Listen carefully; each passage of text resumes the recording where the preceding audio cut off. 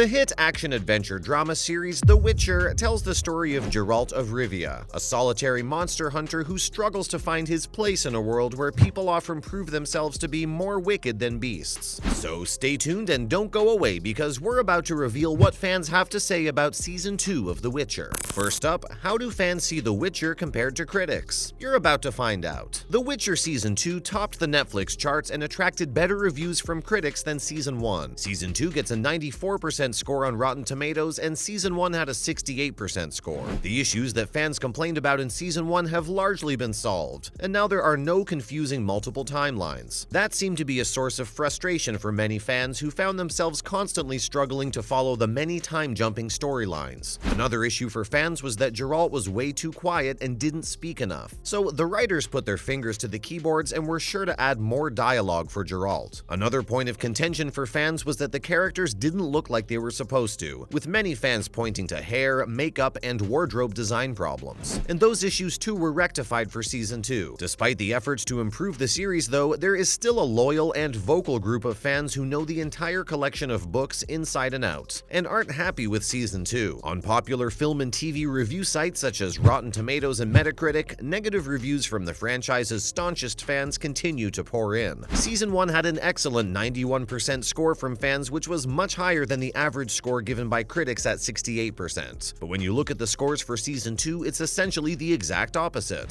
Season 2 has a critic score of 94%, while its fan score is only 63%. Next up, why is one group of fans so dissatisfied with Season 2 of The Witcher? For one thing, fans don't like how Eskel, who was a major character in Witcher folklore, has been handled. And if you look closely at the source material, you begin to see why. Eskel is Geralt's Witcher brother and is portrayed in the series as a jerk and philanderer. Eskel is killed off fairly quickly after he's handed over to a monster that Geralt and Vesemir fight. This contradicts Eskel's story arc from the source material in some pretty substantial ways. In the source material, Eskel's character is given much more depth and is far more complex than what audiences see in the series. Another complaint is that the scene with the terrifying Gaunter O'Dim was given to Fringilla as she murdered a collection of frozen adversaries. According to this group of fans, this changes not only the context but the original purpose and meaning of the scene a lot. It's clear that the writers of the series have eliminated a number of details from the books, such as the opening with Geralt's friend and the Bruxa. On the show, he's portrayed as a rapist who deserves everything that's coming to him, but in the books, the character was a little more nuanced than that. Other complaints from fans centered around the writing, acting, and pacing of the story, which has led to the deluge of negative reviews on these popular review sites.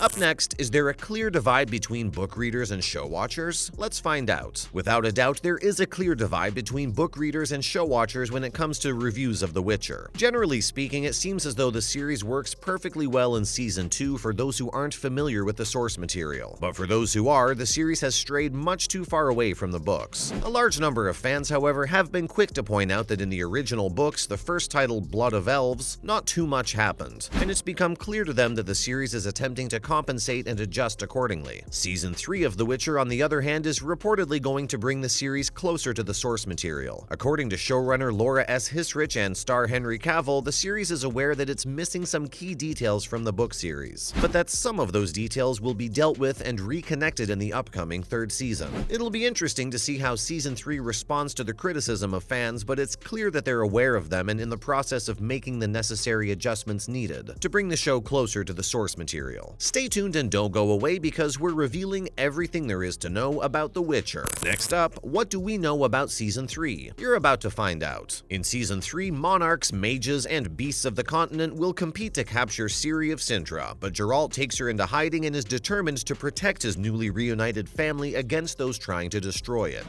Yennefer is entrusted with Ciri's magic training and leads them to the fortress of Aretuza for safety and protection. Yennefer hopes to discover more about Ciri's untapped powers, but they soon find themselves in the midst of a battlefield of political corruption, dark magic, and a great deal of treachery. We've also just learned about a new report from Netflix that 2 members of the Lodge of Sorceresses have been cast in Season 3, so that means that fans can expect to see 2 new sorceresses when Season 3 rolls around. Rumors are swirling that actors Rochelle Rose and Sofia Ingar will play Loxantil and Metz respectively. Both of these powerful sorceresses were introduced in Sapkowski's novels. Metz was one of the youngest sorceresses and held a high-ranking position. Metz is also a member of King Foltest of Temeria's council. Loxantil, on the other hand, was a former rector at Aretuza before before she and Metz became members of the Lodge of Sorceresses. For those of you who don't know, the Lodge of Sorceresses was birthed in Baptism of Fire and formed after the Thaned coup and the fall of the Brotherhood of Sorcerers in Time of Contempt. Up next, which other new cast members can you expect to see in Season 3 of The Witcher? Let's have a look. Sources indicate that Season 3 will feature a number of new and major cast members. Reports suggest that Shang-Chi and the Legend of the Ten Rings star Meng Zhang and Robbie Amell have joined the cast as the Dryad Milva and the Scoia'tael warrior Gallatin. Actor Hugh Skinner is also joining the adventure and will play the Redanian ruler King Radovid. These characters may not be recognizable to the show-watching crowd, but to fans of the book series and source material, they'll definitely be recognizable.